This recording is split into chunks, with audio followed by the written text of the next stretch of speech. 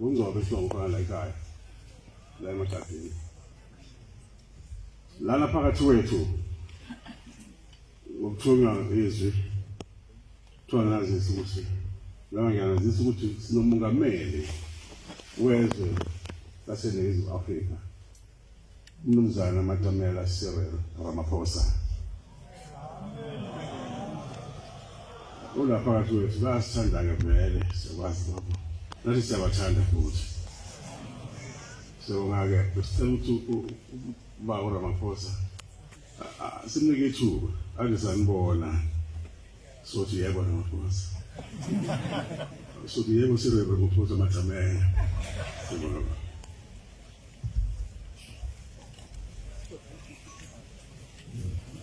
Ngisanda ukuqala ngokubingelela inkosi yamakhosi. Ngibonge leli thuba anginikeza lona. Ngibonge futhi amakhosi akhona lapha. Ngibonge nabafundisi, nabavangeli, nabashumayeli, nani nonke Amanazaretha. Ngibonga leli thuba ngoba namhlanje ngifike ngenxa yezizathu ezimbili. Zintathu mangingasho. Yokuqala ukuthi ngibe ingxenye yalenkonzo yalo mhlangano.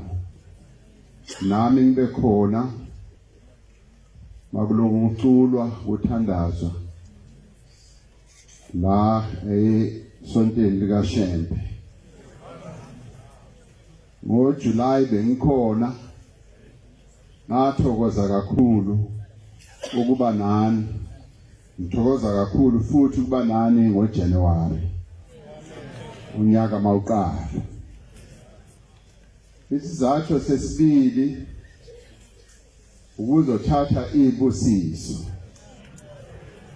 Sizothatha ibusiso kuNkosi yamakhosi. Njengomongameli walelizwe ukuthi zonke izinto njengoba inkosi yamakhosi ishilo zihambe kahle, kube nokuthula la eNingizimu Afrika. Kubo bonke abantu bakithi baphile kahle, labo abafuna imisebenzi bayithole, labo abafuna ukungena emfundweni bakwazi ukungena, zonke izinto zihambe kahle. Nalolu khetho oluzoba khona kulo 2024 luhambe kahle. Yileso sibusiso engithe ngizosithatha lapha. Hamba manje sengithathe leso sibusiso for bonke abantu bala eMzansi Afrika. Ngiyabonga kakhulu.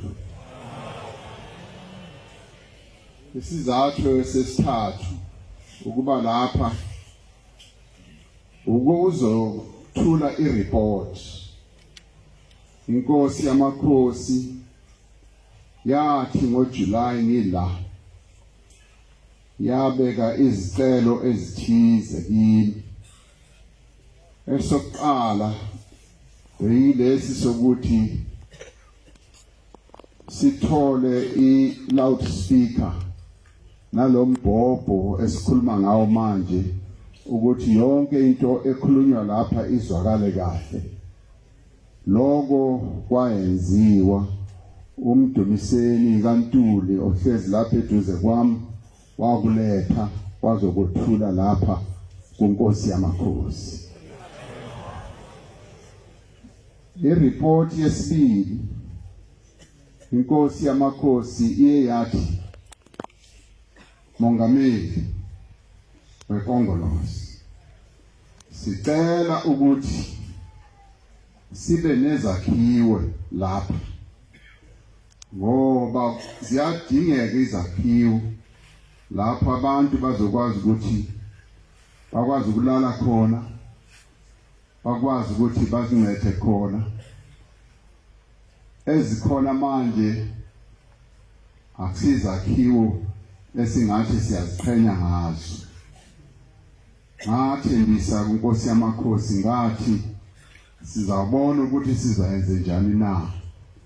Namhlanje ngilethe ireport nezifanekiso sokuthi izakhiwo ezingakhiwa zingaba njani na. Inkosi yamakhosi ithe kungcono lokho konke kubekwe phambi kwamakhosi, phambi kwabafundisi, phambi kwabavangeli, bakwazi ukubheka konke. Bathi mabekubhekile bazobuyisa ireport ephelele kuye uNkosi wamakhosi. Umdumiseni Ntuli uyena ke ozoba elekelela yonke leyo nto, ayibeke phansi phambi kwamakhosi, ayibeke phambi kwabefundisi nabavangeli, bakwazi ukubheka yonke le project. I-project ecabanga ukuthi ngabanhle kakhulu yokwakha izindawo eziwu-1000 ezingakwazi ukuthi omama nabobaba bakwazi ukuthi bakwazi ukubeka inhloko khona uma kunemisebenzi yesonto lapha. So lokho ke kumsebenzi esizimisela ukuthi singawuqala noma nini, kodwa sifuna ukuthi lawo makomiti esonto